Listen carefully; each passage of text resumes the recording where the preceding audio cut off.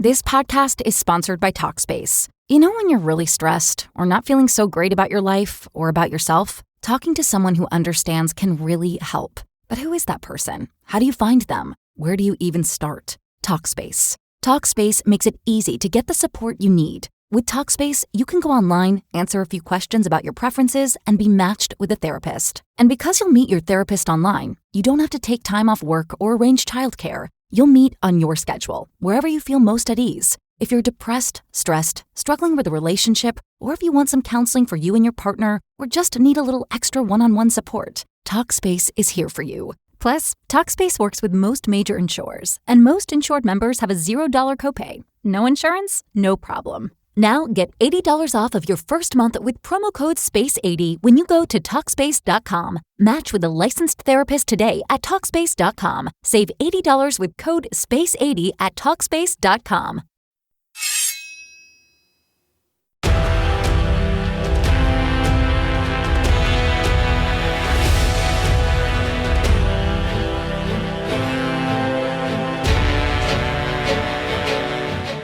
There, and welcome back to the Sword of Truth podcast, the chapter-by-chapter reread of the Sword of Truth series with a nicked craft brew on the side.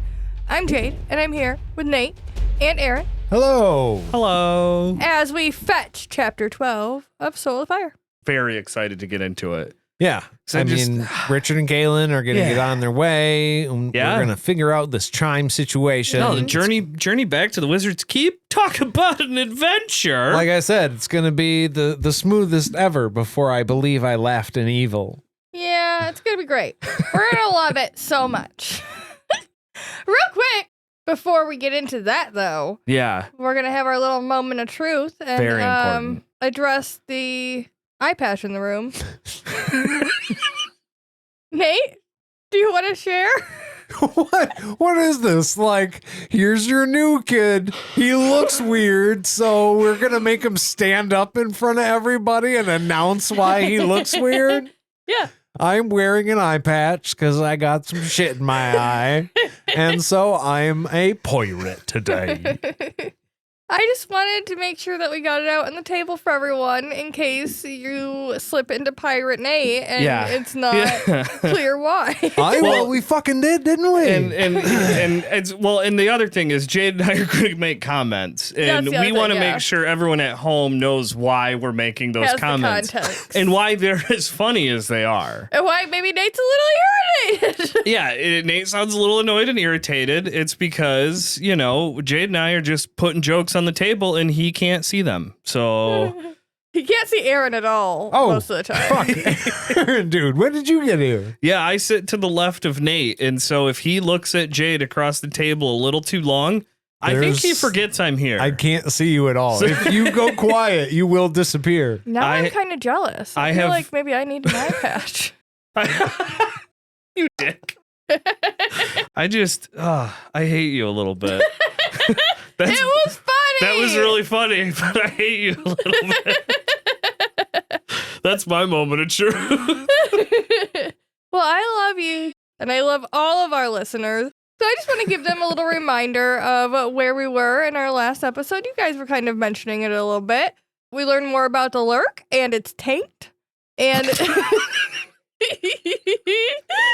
and Zed sent Richard on a mission to break a little bottle from the keep. This is what happens when we don't proofread Jake's notes. To heal the taint. Yeah. Couldn't have said it better myself. So that's where we are starting, and it's going to be great. You said we're going to go follow Richard. Yeah, and it's very clearly, awesome. we're just going to get after figuring this out and getting back to the keep because there's a war going on and things happening. So many. If we're not going to follow Kahlan or Richard specifically, right? There's so many main characters or like adjacent main characters that we could pick from. Oh, well, I could see where this is a good time to maybe shift to just Zed and Ann for a little bit. Yeah. Like, because, there's probably something going on with them. Or Berdine back in the keep. Oh, yeah. Check in with Berdine. Ulick and Egan. What the fuck are those? Just found out where our little made-up campaign with those three is going to take place. Hell yeah. Yeah, Verna, maybe. No, unfortunately, we are not going to be seeing any of those people right now. Okay. We're actually going to be opening with a brand new perspective. Somebody none of us know. We are opening with Fitch, a red-headed scullion who is being berated by his kitchen master, Drummond. Terry does this. Yeah. This is like the Dreff, where we're going to check in with this guy for a little bit. We'll just go right back over to Richard and Kahlan. Yeah. Okay. A little breath of fresh It'll air. be fine. All right. Okay. Yeah, let's hear about Fitch. So he gets called by a nickname, Fetch, repeatedly. He does not like this nickname. It's not an affectionate thing. It's just something that Drummond does. My name is Fitch, but they call me Fetch. just let it cook. Drummond asks him to go fetch some wood. He wants him to get there it is. Yep. Go get the cauldron up. Oh, and watch out for the butcher's cart because it's not going to be fucking late today or he's going to have Inger's fucking ass. Inger's the butcher. I mean, yeah. I'm on Master Drummond's side on here. I'm also not happy when the butcher cart's late. No. Like, I want my meat and I want it in my mouth now. Fitch asks if he should help unload it, and Drummond's like, "Oh yeah, you're thinking ahead. That's great. Good for you, fucking idiot. Don't drop any." So I did not listen to this. That is exactly how I pictured that. You nailed the tone of that conversation completely in my head. Duh. Why the fuck else would you do it, dumbass? Oh yeah, no, just go watch for the core. Yeah. Fucking idiot. God, you stupid.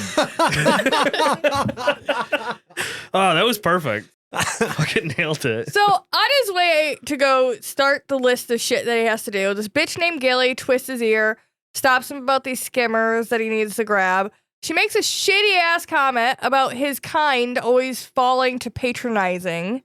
And he proceeds to be like, no, I wasn't doing that. And he recites this weird thing.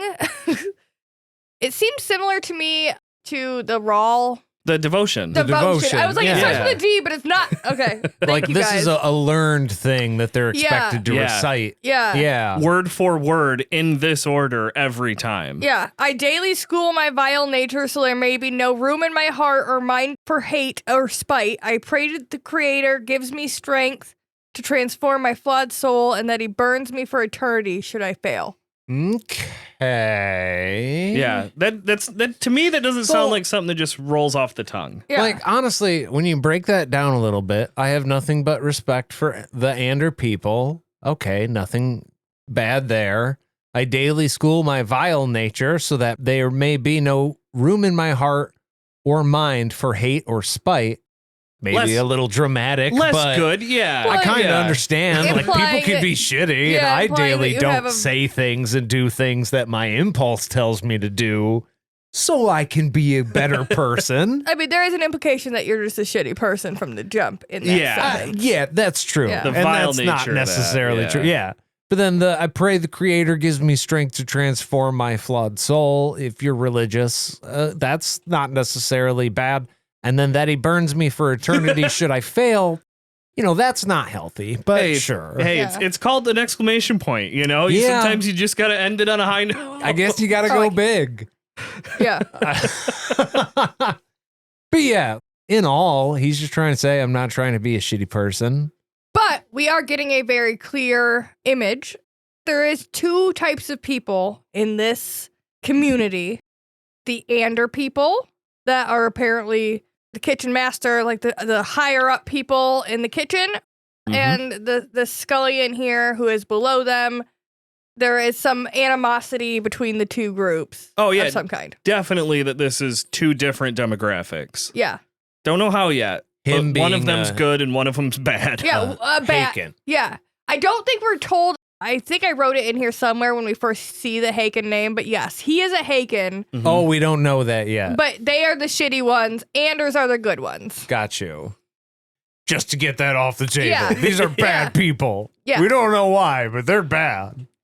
Fitch runs to go grab the skimmers real quick, knowing that he's being watched by everybody, and that he's probably going to get beaten later for not being ahead of the game and being like, oh, should have got the skimmers there because I knew they were going to want them, and then I could be 2 more steps ahead down the line. Yeah, got to run real fast. Yeah, now everything's going to be my fault anyways. Run real fast.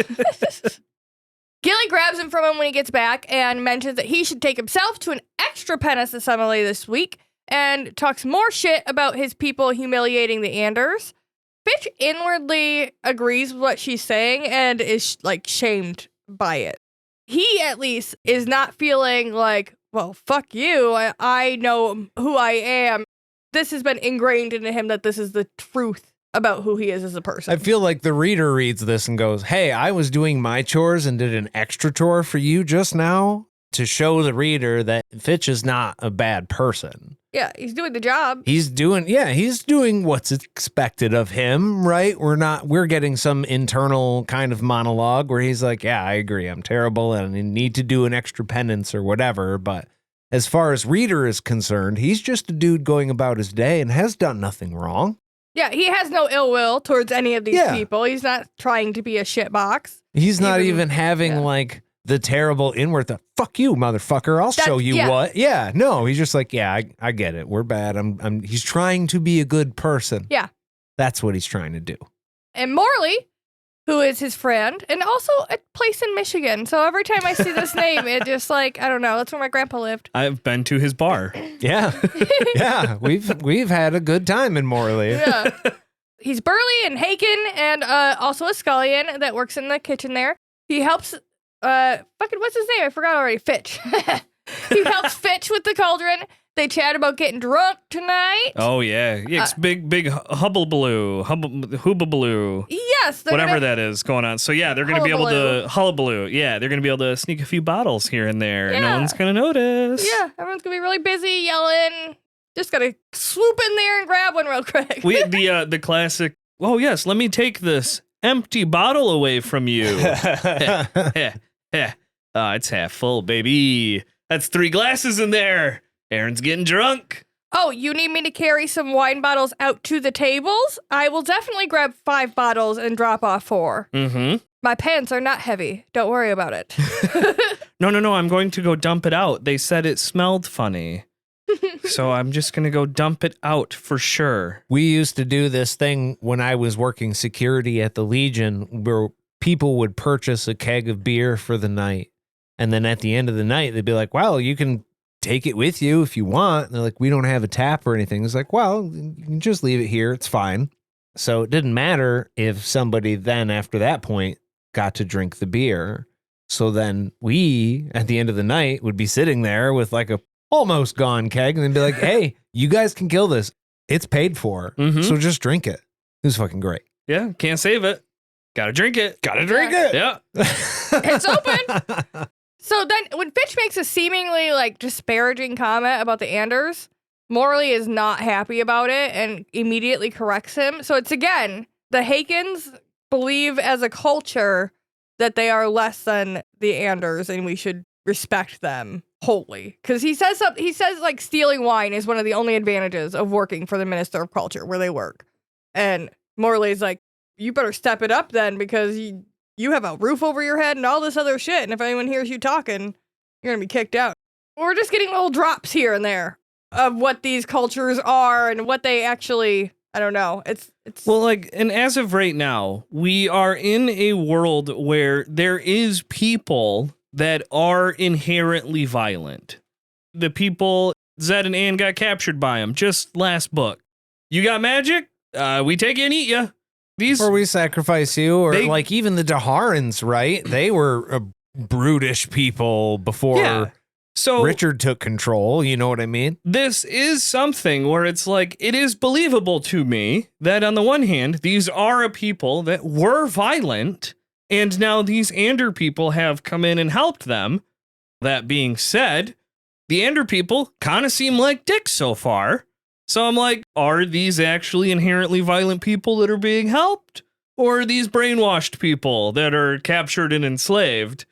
I think it's why you get this stuff from Morley, where it's hey, yeah, we are going to get drunk tonight, but also make sure you know, it's a good thing we're here and getting yelled at and abused all the time. Because that is good. That's good for us. Because it's good for us. It could be worse. This is the good side of our life, actually. We are lucky. Yeah. for first-time reader, this is interesting to kind of going through this chapter so far. And we do see Fitch, again, he's like, I don't want to be disrespectful to the Anders. I'm all about not stepping out of line. But he does have a thought that's like, they are kind of fucking sensitive. Even if it is my fault. I am kind of a dick just by my nature, and that's on me, not them. But also maybe lighten the fuck up every once in a while. And I tend to agree. Yeah, it's okay to laugh at things here and there. Morley goes back to washing the dishes, and Fitch starts hauling wood and gets a fucking splinter like he knew he would because he's dealing with the oak wood. In the fucking web, too. In the web of his hand. It's all jelly-like, and it moves a bunch, so it just fucking hurts. Could be worse, though. Could be in his eye. Could be in his eye. Thank you, Jade. Yes. I say, Morley, fucking suck it up, bud. This is Fitch. Could be worse. Morley fucked off. Oh. Yeah, it's Fitch. Fitch got one. Yeah. Ah, damn. Well, that sucks for Fitch. Yeah. I mean, suck it the fuck up, Fitch, but I feel bad for you, too. This is weird. We talked just a few days ago. You were much more sympathetic to Fitch. It seems like recent events might have changed your perspective on this. They have. Literally changed my perspective on everything. I wish I had a fucking splinter in my thumb. You don't know how good you got it, you shithead. If I went to the urgent care for a splinter, they would take it out. Off in the distance, he does see the butcher's cart clicking down the road. Clickety-clack. With Brownie, the horse, and a whole bunch of other visitors to the estate. This estate is large. So it's not just like a house, a big house. It's like a manor.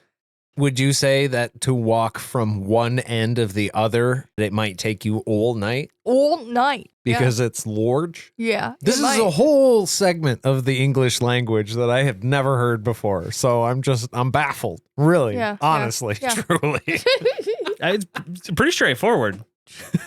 I pictured the estate is where it's like, there's the main house, but then there's also the side house, and then there's also actually a blacksmith and, like a kind of farmer's market front, at least. Like 20 to 30 people are here at any point during the day, but it's kind of technically just the one family house, and then where all the workers also live. Yes. Yeah. We did work some years ago on this house called Piety Hill. The home was ancient, but they had a whole bunch of, we had to repaint. It's like a little gazebo on top of their house. Starts with a P. I don't remember. Pergola. Yes, that's what it was. We had to paint one of those. Anyways, so boobs. Super nice house. Very old, very fucking dope looking house.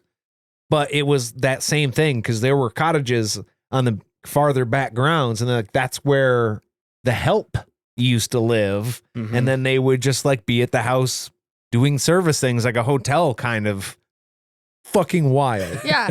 When Fitch saw this place for the first time, he was like, this is crazy, but also scary. Because I get it. It's not just like going to a merchant's shop or whatever and working.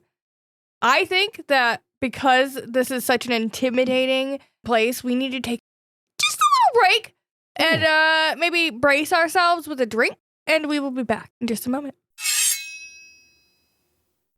Hey, Nate, what are we drinking today? Today, we are drinking Vienna Lager from Saugatuck Brewing Company. This little biscuit is an easy drinking classic Vienna Lager with hints of toasted grains. I don't know why my eye thought I was looking at brains.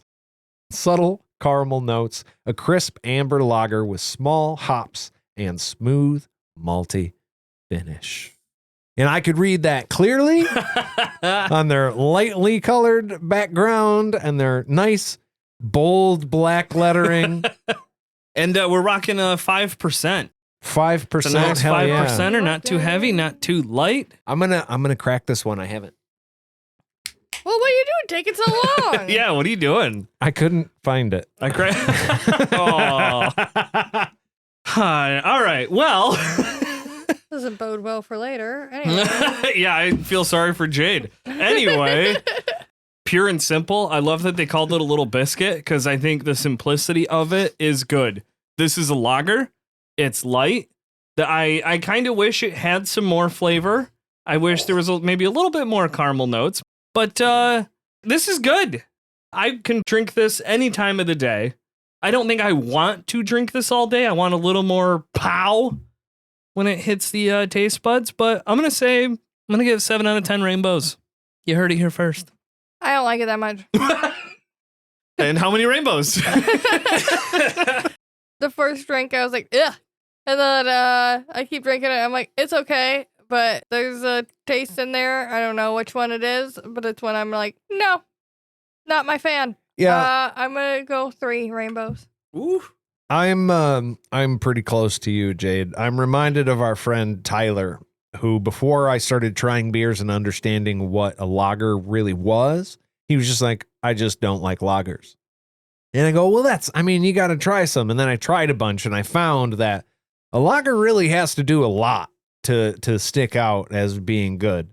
First sip, same as Jade, was maybe 5. And I think I'm going to take that down 1 to a 4. I also want to say, I love Saugatuck Brewing Company. We've had a bunch of their beer and a lot of their shit's really good. Here's the thing. I'm sure this is a great lager. I'm sure it deserves a better score than what I'm giving it. This is just my personal thing. And I am also not crazy about lagers.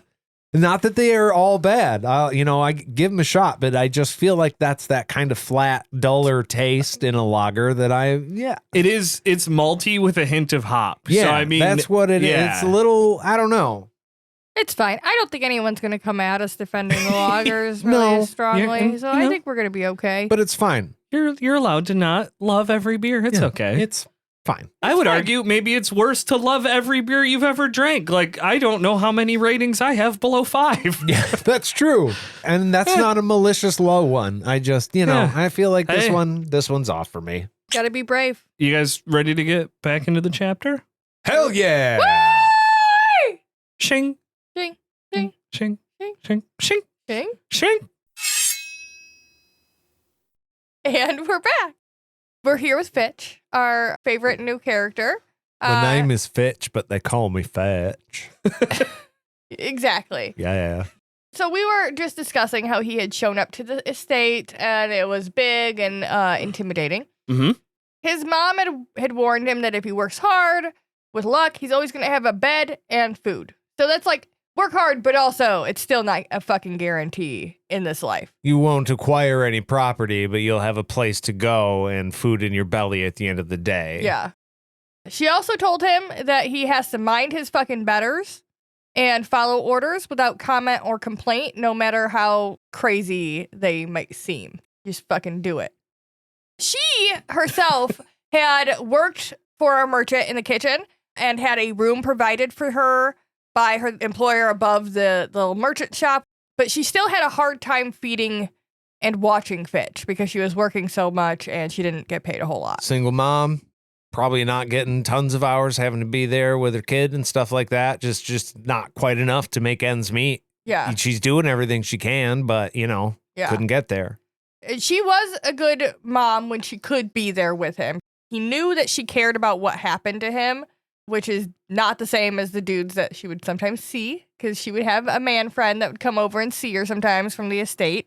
Those people would put him out of the room, and she was always too timid to... Timid?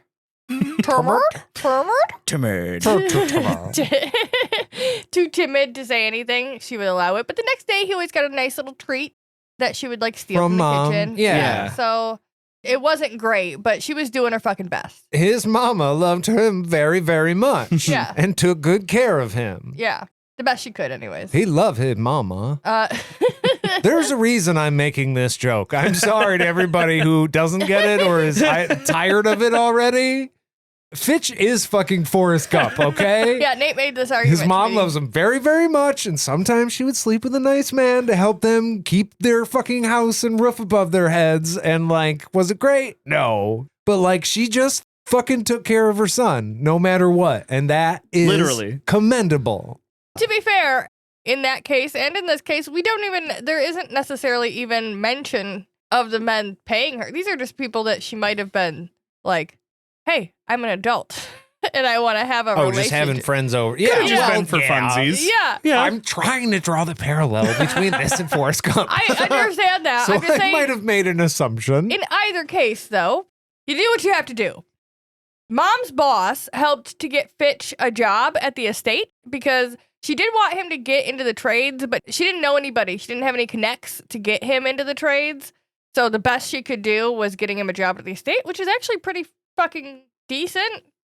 I mean, it's hard labor, right? But estate work is different than like industrial work. Yeah, you got to work hard, but it could be like farmhand. You know what I mean? That's hard work, but it's honest work. I kind of got the vibe that there was maybe a little bit of like, this boy needs to do some hard work. We need to whip a little bit of adult man into him. Well, she wanted to instill that in him for sure. Yeah. Not necessarily in a malicious way.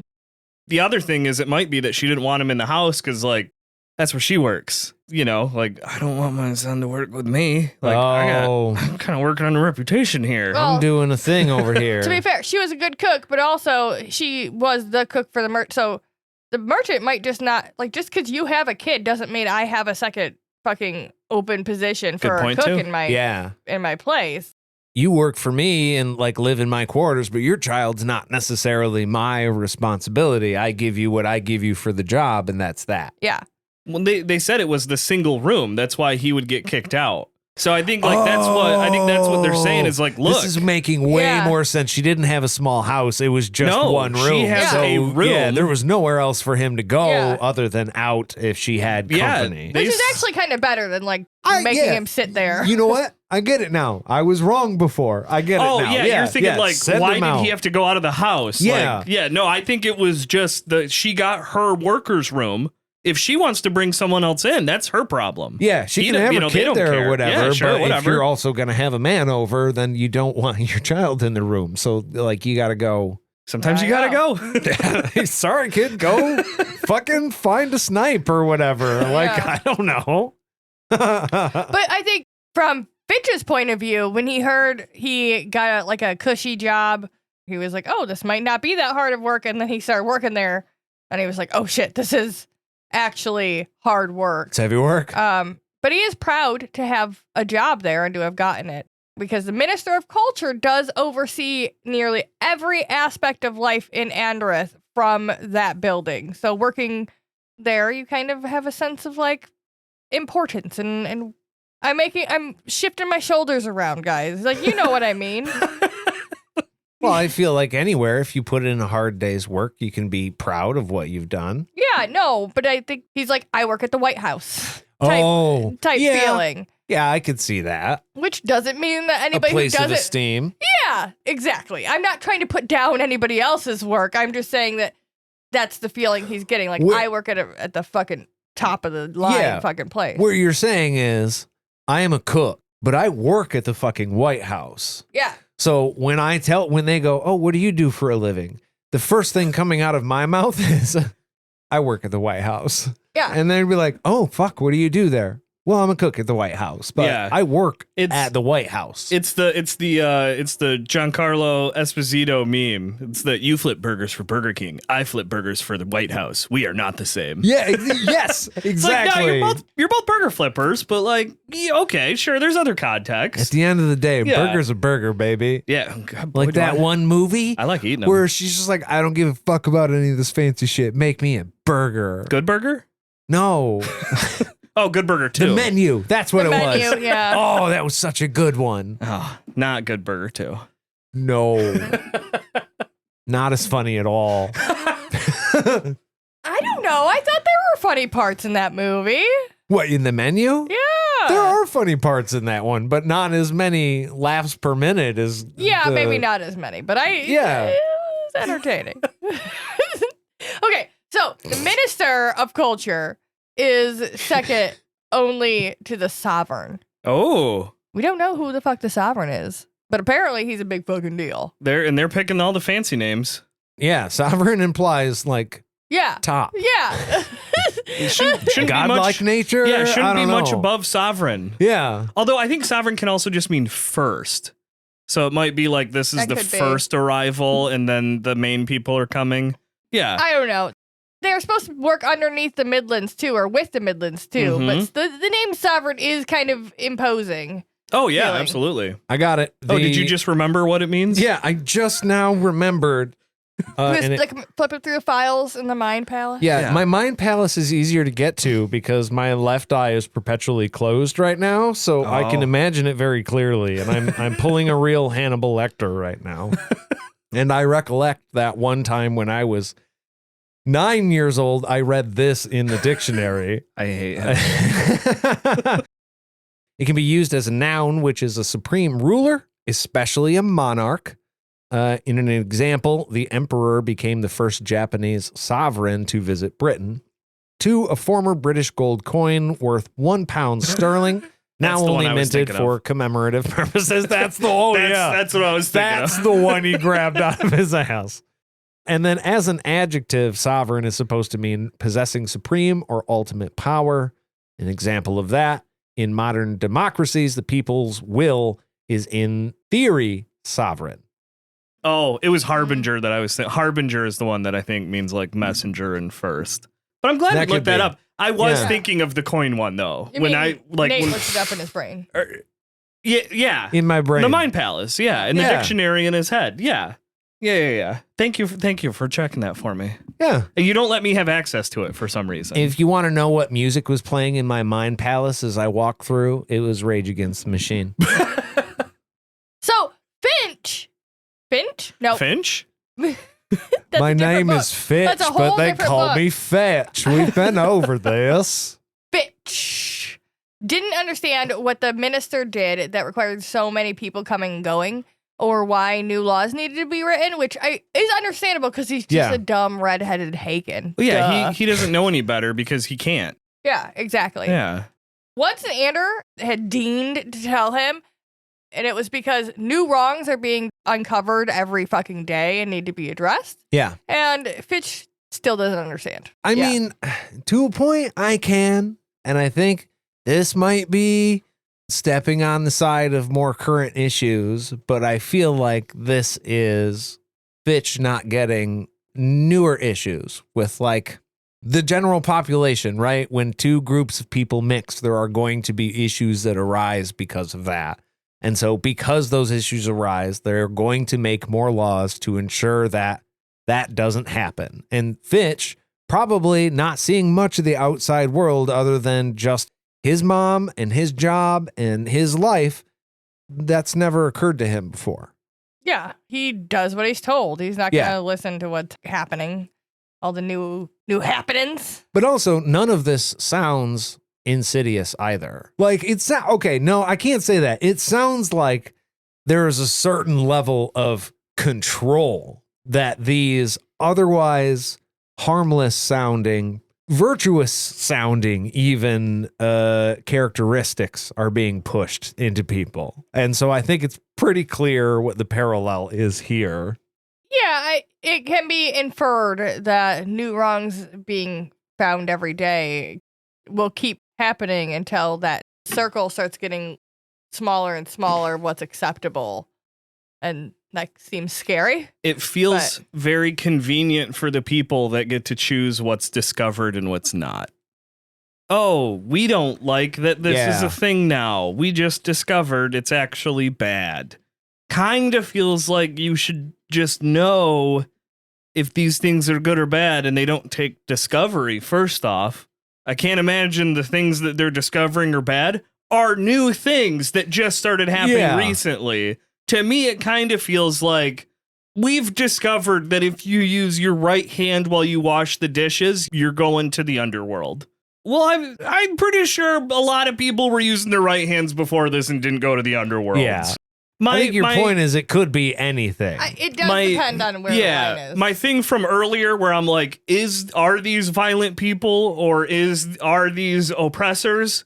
We're leaning heavily to the oppressor side now. Yeah. Are we at the point in society where like murder and rape in the streets has not been outlawed yet, and we're uncovering laws like that need to be addressed and put in place? Or are we past that point and now we're nitpicking? Yeah, society. Are we talking like, oh, fuck, we forgot we made this a law 300 years ago. We should probably get this one off the books. That's probably an okay thing to go through. But I don't think that's what they're talking about. No. Fitch does notice while he's hauling in the wood back and forth, this weird dude is walking up with this cloak that seems like it has hair on it. It's very strange. You guys don't have a hair cloak? No. Look at us, man. We live in Michigan. Come on. It's fucking cold out there. Everybody needs a hair cloak. He didn't say fur cloak either. It's not real fur. He No. said hair. Yeah. Weird. Right. Okay. He's covered in No leather. more questions. And has numerous crazy ass weapons that have horns on them and shit. Very well worn. And he's got piercings. Wild This piercings. is just me on my way to work in the morning. I don't get what's weird about this guy. I didn't know Mall Ninja Shit guy took his wares on the road. I thought you had to go to him. I didn't know he traveled.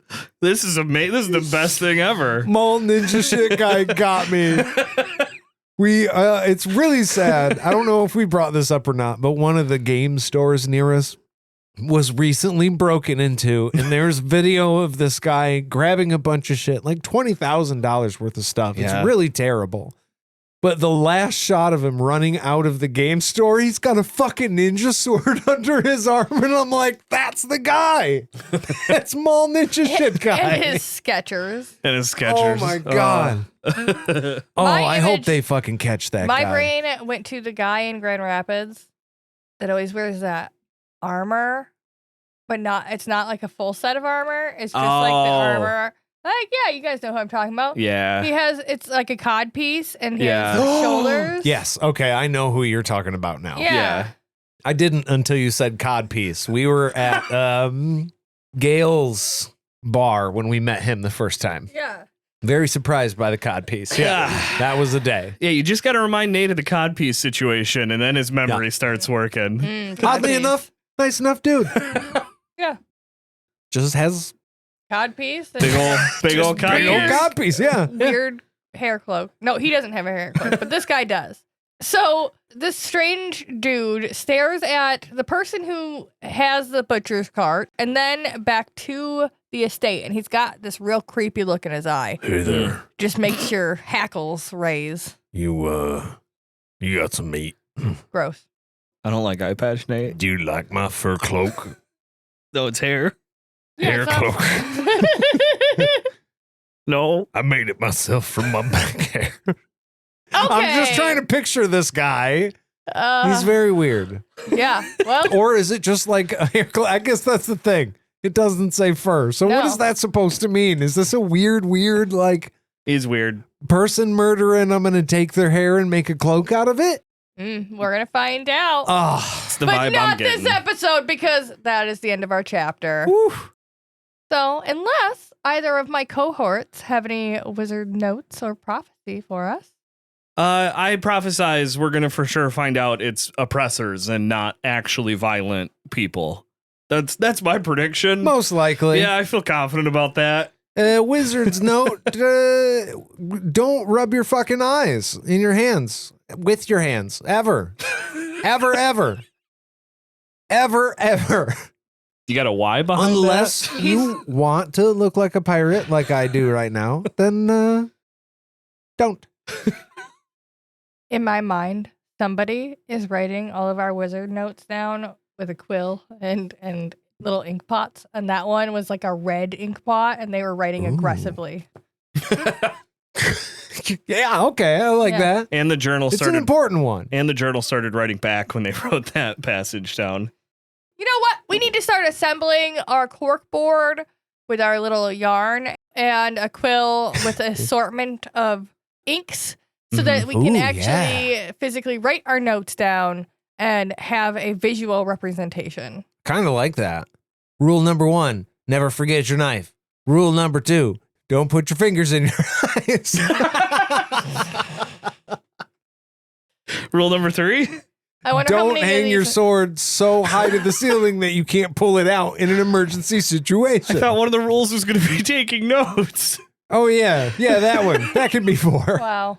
That feels like a good rule 4. Well, that is our truth. And we would love to hear yours. Yeah, we would. Write to us with your quills in your journey box to podcastatt at gmail.com. Or I gave you so much fucking time. Or find us on any of our social medias. Glug, glug, glug, glug.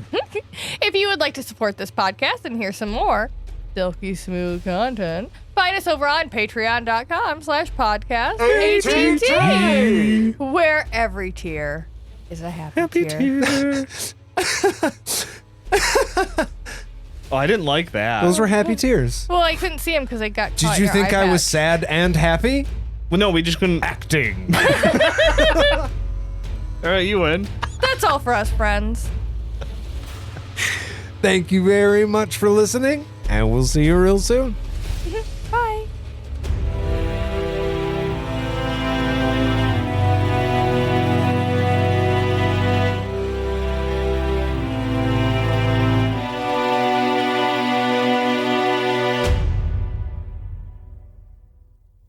Oh, my eye itches so bad.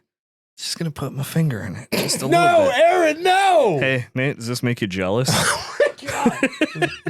Look at me itching my eye with no problems. You laugh now. You just wait, buddy. You're so fucked. It's over. 16 hours from now, that puppy is coming out.